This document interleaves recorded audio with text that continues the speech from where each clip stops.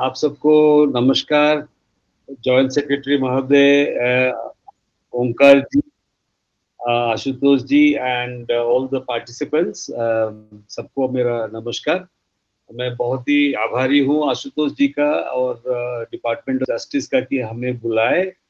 और मुझे बहुत अच्छा लगा ओंकार जी का बात बहुत ही शॉर्ट और कंसाइज ढंग से बता दिए आपको चारों कोड्स की अपनी जो विशेष प्रबंध है या वो उन्होंने बता दिए। मेरा काम थोड़ा सा अलग है, जबकि मैं सोशल सिक्योरिटी कोड को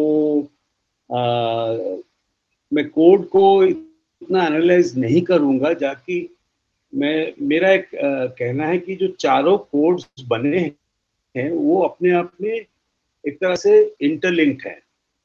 और इसका एक मैं अपने आप से उसको एक ऐतिहासिक परिप्रेक्ष्य में इस कोड को देखना चाहता हूँ।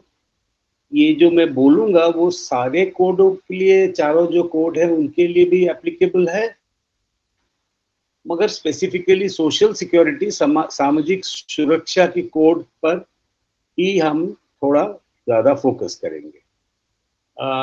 मैं पहले से बता रहा हूँ कि मेरा ये काम नहीं है और मैं नहीं कर पाऊंगा जितना अच्छा ओंकार जी करेंगे। वो तो खुद कोड का लिखे भी हैं, प्रावधानों का, जो जो सोशल सिक्योरिटी कोड के प्रावधानों को विस्तार से मैं बोल सकूं। मैं मेरा ना एक्सपर्टीज है उसमें, मैं खाली ऐतिहासिक पृष्ठभूमि दे सक रहा हूँ।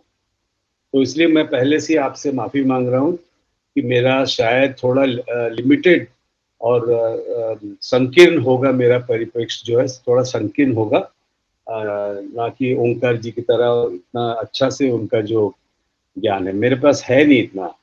स्पेशली प्रैक्टिकल वर्किंग का क्या इश्यूज है वो ओंकार जी इतना अच्छा से बता सकते हैं। इतना मैं ठीक से बता नहीं पाऊंगा। एनीवे, ये इसके बाद मैं बता रहा हूँ। पहला बात है सामाजिक सुरक्षा। ये जो मेरे को आशुतोष जी ने बताया है, दो दो भाग में है। एक है सामाजिक सुरक्षा, दूसरा है असंगठित और संगठित मजदूर या श्रमिक। ये दोनों भाग है मेरे जो मैं कहना चाहता हूँ मेरे लेक्चर में। ये दोनों भाग है, ये दोनों भाग का एक इंटरेस्टिंग कनेक्शन है। ये दोनों भाग में कनेक्शन है। जो असंगठित और संगठित क्षेत्र का जो बना कैसे, ये क्या, उनमें क्या डिफरेंस है, उसका एक बड़ा भाग, बड़ा कारण है सामाजिक सुरक्षा। मतलब सामाजिक सुरक्षा वो कड़ी है जो ये दोनों को जोड़ती है, संगठित और असंगठित। एक तरफ जोड़ती है और एक तरफ विभाजित करती है। दैट मीन्स सोशल सिक्योरिटी जो है इज एसेंशियली वही है जो कि डिफरेंस संगठित और असंगठित क्षेत्र में लाता है।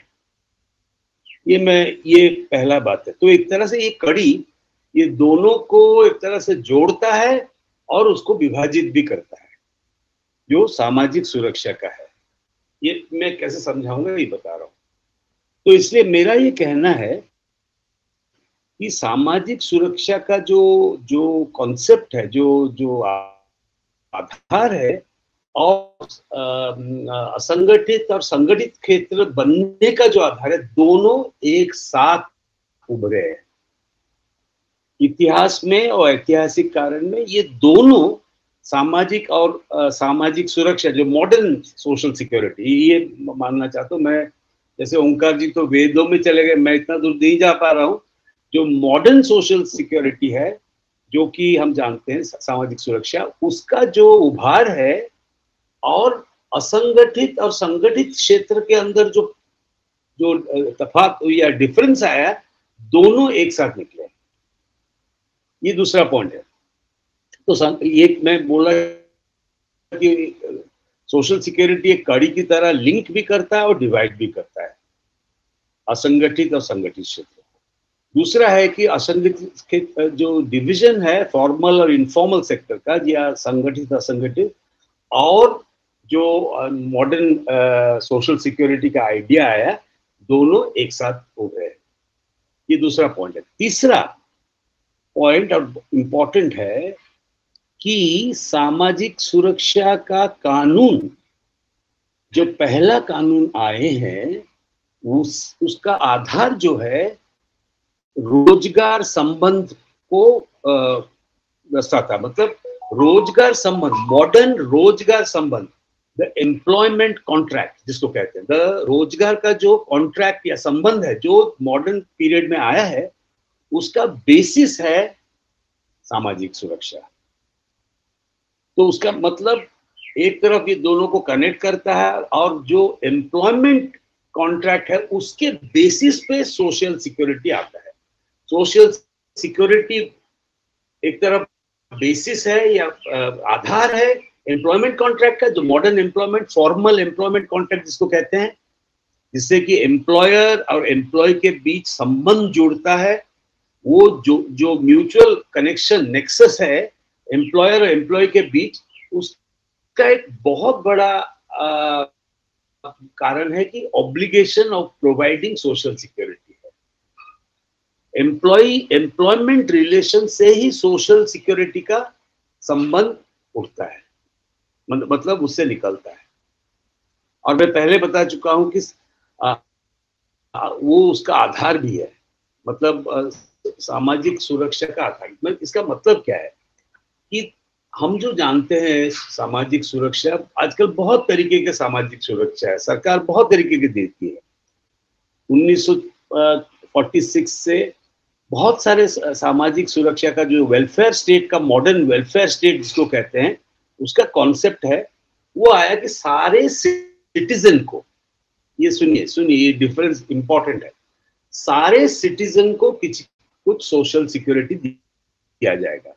वो अनएम्प्लॉयमेंट इंश्योरेंस बेनिफिट हो या हेल्थ का बेनिफिट हो, ये सारे समाज के सारे जो एक सोसाइटी के सारे सिटीजन, एक कंट्री के या नेशन स्टेट के जो सिटीजन्स है, उनको दिया जाएगा। ये इंग्लैंड में अर्नेस्ट बेवन के टाइम में 1946 में NHS जब बना, उससे ये प्रतीत हो गया कि नेशनल हेल्थ सर्विस सबको दिया जाएगा, सबको दिया जाएगा। कोई उसमें कोई वर्कर नॉन वर्कर ये कोई फर्क नहीं होगा।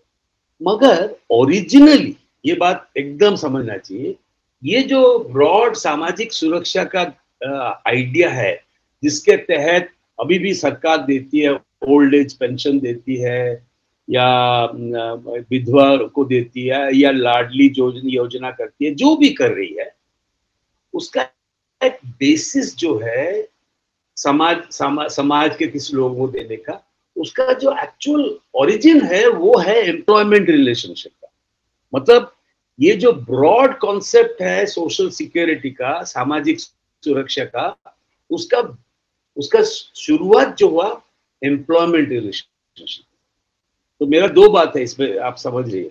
एक तरफ एम्प्लॉयमेंट रिलेशनशिप बनने में सोशल सिक्योरिटी बहुत ही इंपॉर्टेंट है, दूसरे तरफ सोशल सिक्योरिटी का जो वाइड कॉन्सेप्ट है, जो व्यापक अवधारणा है, जो कि सरकार दे रही है अपने जो सिटीजन्स को, जो दे रही है सिटीजन्स को, जो सोशल सिक्योरिटी दे रही है, उसका बेसिस है एम्प्लॉयमेंट सोशल सिक्योरिटी। तो इसलिए आप ये समझिए कि ये दोनों में बहुत ही इंपॉर्टेंट संपर्क है, एम्प्लॉयमेंट और सोशल सिक्योरिटी। एम्प्लॉयमेंट रिलेशन से ही सोशल सिक्योरिटी का मैं तो कहूंगा राइट्स चलते हैं, मगर ये राइट्स की बात आजकल वो नहीं हो रहा है, बट राइट्स की तरफ आ रहा है कि ये सोशल सिक्योरिटी का राइट जो है एम्प्लॉयमेंट की जो रिलेशनशिप है उससे निकला है।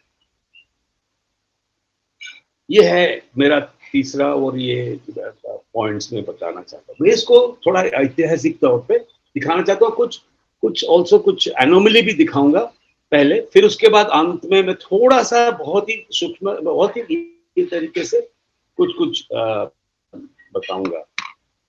तो मैं बताया था कि एक एम्प्लॉयमेंट कॉन्ट्रैक्ट बना कैसे। फॉर्मल एम्प्लॉयमेंट कॉन्ट्रैक्ट तब बना, और इसलिए जब ओंकार जी बोले कि बहुत पुराना लॉ है 1923 का वर्कमैन्स कॉम्पेंसेशन एक्ट, एक्चुअली वही एक्ट है 1923 का वर्कमैन्स कॉम्पेंसेशन एक्ट जो कि हमारे देश में फॉर्मल एम्प्लॉयमेंट कॉन्ट्रैक्ट को लाया। मतलब उसके पहले एम्प्लॉयर और एम्प्लॉय के बीच कोई संबंध नहीं था। एम्प्लॉयर का कोई भी ये नहीं था कि वो एम्प्लॉय का कुछ उसको दे, कुछ वेज का था, वेज दूंगा, तुम काम करोगे तो वेज दूंगा। मगर कोई उसके साथ तुम्हारा अगर पैर टूट गया, तुम अगर नौकरी से निकाल दिया, क्या करोगे, अनएम्प्लॉयमेंट होगा, ये सब जो एम्प्लॉयर का कोई उसके ऊपर ऑब्लिगेशन नहीं।